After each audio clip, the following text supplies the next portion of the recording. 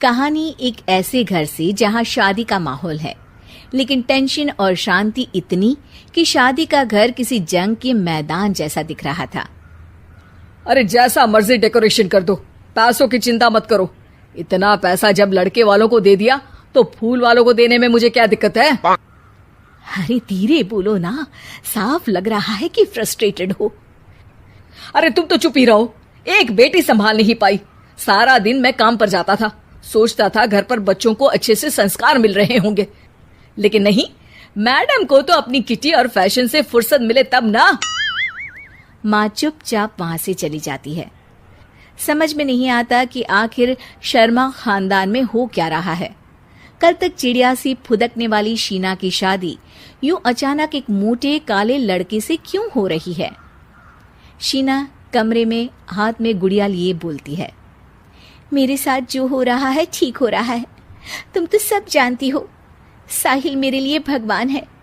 अब जब वो ही नहीं मिला तो फिर कोई भी हो, जिंदगी ही तो जीनी है, जी लेंगे। बाहर शीना की बुआ किसी से बात करती है। अरे मोटा नहीं, उसे तो खाते पीते घर का कहते हैं। अब ओबेरॉय का नाम भी किसी को बताने वाली बात है। उनका इकलौता लड़का तो करोड़ों की सामी तो है ही। अरे हमारी शीना बिटिया तो रानी बनेगी, रानी। इन सब के बीच कहीं कोने पर शीना हाथ में मेहंदी सजाए बैठी थी और आंखों में आंसू सजाए। और वो समय भी आ जाता है जब शीना मंडप के नीचे हाथ में वरमाला लिए खड़ी होती है, लेकिन तभी अफरा तफरी मच जाती है। कोई कहता है, अरे लड़के की माँ को हार्ट अटैक आ गया। अरे अच्छी खासी थी, कैसे हो गया? अरे कहते हैं ना, किसी किसी लड़की के पैर अच्छे नहीं होते, हो सकता है कि मनहूस है ये लड़की। शीना पास खड़ी सब सुन रही थी। फिर शीना अपने कमरे में आ जाती है। शादी ये कहकर नहीं होती कि लड़की मनहूस है। अब लगातार शीना के लिए लड़के देखने आते, लेकिन आस पड़ोस या किसी के कहने पर शादी हर बार टूट जाती।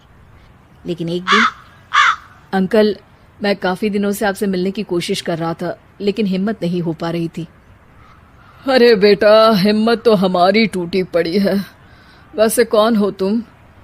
अब मेरा नाम साहिल है अंकल। मैं शीना से प्यार करता हूँ और उसी से शादी करना चाहता हूँ। अरे अब तो किस जात के हो ये भी मायने नहीं रखता।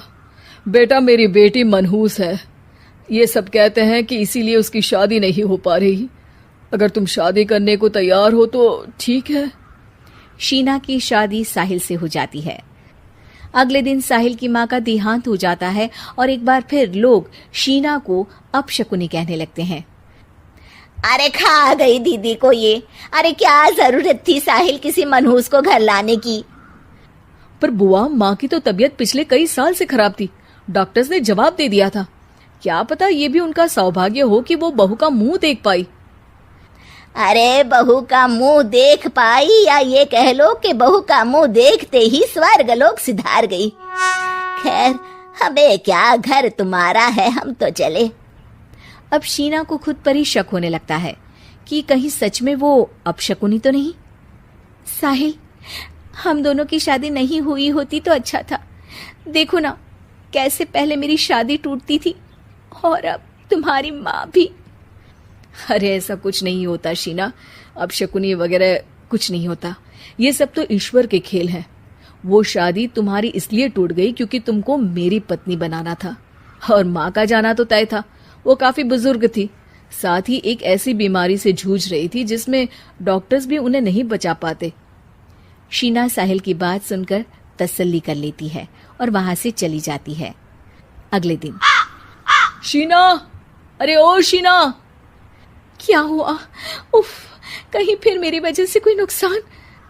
अरे नहीं नहीं शीना, तुम जानती हो, जिस प्रॉपर्टी के केस को हम बरसों से लड़ रहे थे उस पर फैसला आ गया, वो भी हमारे हक में। अब हम करोड़पति हो गए शीना। शीना शांत रहती है।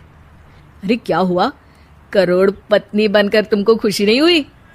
शीना की आंखों में पानी आ जाता है। चलिए जी, कुछ तो अच्छा हुआ मेरी जिंदगी में आकर आपके साथ। साहिल शीना को गले लगाकर कहता है, मेरी नई नौकरी भी तुम्हारे ही आने से लगी। ये प्रॉपर्टी का केस जीता। सब कुछ तो तुम्हारे आने के बाद ही हुआ, फिर तुम मनहूस कैसे? ये सुनकर शीना खुश हो जाती है।